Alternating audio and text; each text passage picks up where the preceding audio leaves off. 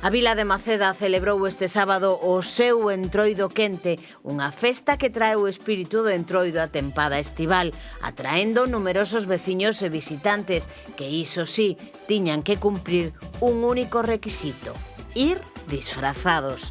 A localidade volveu demostrar que as ganas de entroido tamén permiten celebralo en pleno mes de xullo.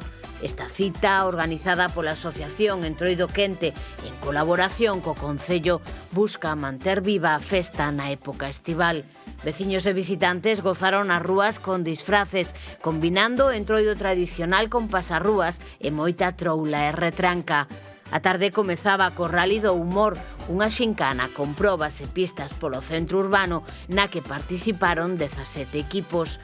Paralelamente, os máis pequenos gozaron dunha versión adaptada con xogos de auga, mentres a charanga BCB animaba as rúas. Para repoñer forzas antes da noite celebrouse unha cea popular e tampouco faltou a batalla de galos.